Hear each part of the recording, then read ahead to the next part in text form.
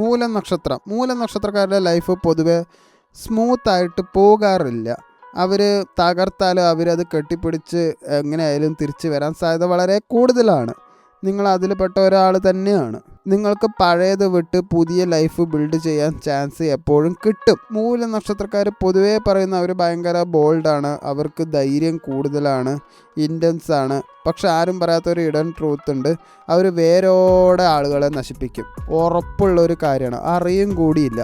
അതിനുള്ള ശക്തി അവർക്ക് നന്നായിട്ടുണ്ട്. നിങ്ങൾക്ക് ഒരു വലിയ സാധാരണ ഒരു പ്രതലത്തിൽ നിങ്ങൾക്ക് ജീവിക്കാൻ പറ്റില്ല. അതിൻ്റെ ഒരു മൂല കാരണം നിങ്ങൾ എന്തായാലും കണ്ടെത്തും. ട്രൂത്ത് സീക്കറാണ്, എവിടെയാണ് സത്യം എന്നുള്ളത് നോക്കും. നിങ്ങൾക്ക് ഫേക്ക് കാര്യങ്ങൾ അക്സെപ്റ്റ് ചെയ്യാൻ പറ്റില്ല. അതുകൊണ്ട് സത്യസന്ധത നിങ്ങൾക്ക് വേണം. നിങ്ങൾക്ക് റീബർത്ത് എനർജി നന്നായിട്ട് തന്നെ ഉണ്ട്.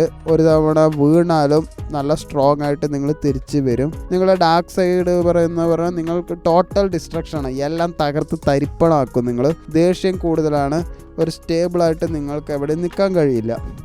നിങ്ങളുടെ പോസിറ്റീവ് സൈഡ് എന്താ വെച്ചാൽ ഭയങ്കര ധൈര്യമാണ്.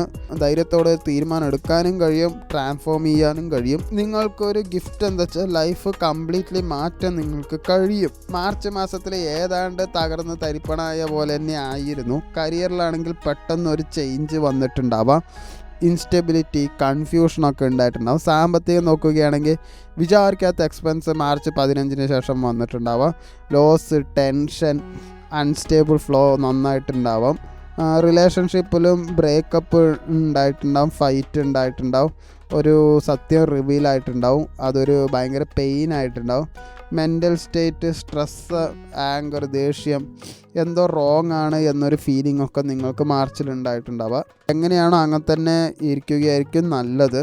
പുതിയ ഓപ്പർച്യൂണിറ്റി കിട്ടും. എന്തായാലും അത് തട്ടിക്കളയാതിരിക്കുന്നതായിരിക്കും നല്ലത്. പുതിയ ഡയറക്ഷൻ ചൂസ് ചെയ്യാൻ സാധ്യതയുണ്ട്. സാമ്പത്തികം നോക്കുകയാണെങ്കിൽ കുറച്ചൊക്കെ സ്റ്റെബിലിറ്റി വരും, മെല്ലെ വരുള്ളൂ. പുതിയ ഇൻകം സോഴ്സ് സാധ്യതയുണ്ട്, പക്ഷേ സാധ്യത ഇല്ലായ്മയാണ് കൂടുതലും കാണുന്നത്. സ്മാർട്ടായിട്ട് ഏൺ ചെയ്യും. ലോസ് എല്ലാം നല്ല റിക്കവർ ചെയ്യും. വിദ്യാഭ്യാസം നോക്കുകയാണെങ്കിൽ പുതിയ ഒരു പഠനം പഠിക്കണം എന്ന് തോന്നലുണ്ടാവും. ഭയങ്കര ഡീപ്പായിട്ട് നിങ്ങൾ ലേൺ ചെയ്യും, സ്ട്രോങ് ആയിട്ട് ഫോക്കസ് ചെയ്യും. ഏപ്രിലിൽ റിലേഷൻഷിപ്പ് ക്ലിയർ ആവും. ഫേക്കായിട്ടുള്ള ആളുകളൊക്കെ ഉണ്ടെങ്കിൽ അവരെന്തായാലും നിങ്ങളുടെ അടുത്തുനിന്ന് പോവും. അവർ പോകുമ്പോൾ അവരൊക്കെ ഫേക്കാണ് എന്നുള്ളത് നിങ്ങൾ മനസ്സിലാക്കണം. ജെന്യൂൻ ആയിട്ടുള്ള ആളുകളാണ് കൂടെ ഉള്ളതെന്നുള്ളത് മനസ്സിലാക്കണം. ചിലർക്ക് പുതിയ പവർഫുൾ ലവ് എൻട്രി ഒക്കെ ഉണ്ടാവും. ഇത് ഡീപ്പ് ഓണസ്റ്റ് റിലേഷൻഷിപ്പ് ആയിരിക്കും. ശ്രദ്ധിക്കണം, പാസ്റ്റ് വിട്ടേക്കണം. പഴയ കാര്യങ്ങളൊക്കെ വിട്ടുകളയുന്നതായിരിക്കും നല്ലത്. പ്രതികാരം തീർക്കാൻ നിൽക്കരുത്. ബിസിനസ്സിൽ പുതിയ സ്ട്രാറ്റജി, റിസ്ക് എടുക്കാനൊക്കെ തീരുമാനത്തിൽ എന്തായാലും ഉണ്ടാവും. അതുകൊണ്ട് പുതിയൊരു സ്റ്റാർട്ട് നിങ്ങൾ എന്തായാലും തീരുമാനിക്കും. ഏപ്രിലിൽ നിങ്ങളുടെ റീബർത്ത് എനർജി എന്തായാലും ആക്റ്റീവ് ആവും. നിങ്ങൾ പഴയ വേർഷൻ വിട്ട് പുതിയ വേർഷൻ ആവുന്ന ഉറപ്പാണ്. നിങ്ങൾക്ക് തന്നെ ഫീലാവും, I am not a same person anymore എന്നൊരു തോന്നൽ. ഞാൻ ഇനി പഴയ ആളായിരിക്കില്ല എന്നൊരു ഫീലൊക്കെ മനസ്സിലൊക്കെ വിചാരിക്കും. പക്ഷെ ചിലപ്പോൾ ഒക്കെ പഴയതുപോലെ തന്നെ കാര്യങ്ങൾ മുന്നോട്ട് പോകും. ഒരു ധൈര്യത്തോടുള്ള തീരുമാനം എടുക്കും. നിങ്ങളെ ഹേർട്ട് ചെയ്തവർ നിങ്ങളെ റെക്കഗ്നൈസ് ചെയ്യാൻ തുടങ്ങും. അതുകൊണ്ട് പെട്ടെന്നുള്ള തീരുമാനങ്ങളൊക്കെ അവോയ്ഡ് ചെയ്യണം. തീരുമാനങ്ങളൊന്നും പെട്ടെന്ന് എടുക്കാണ്ടിരിക്കുക എന്നുള്ളത്. ക്ഷമ കാണിക്കുക. ലൈഫ് റീസെറ്റ് ചെയ്യാൻ നിങ്ങൾക്കൊരു ഏപ്രിൽ മാസത്തിന് ശേഷം എന്തായാലും ഒരു ചാൻസ് കിട്ടും. ധൈര്യത്തോടെ മുന്നോട്ട് പോവുക.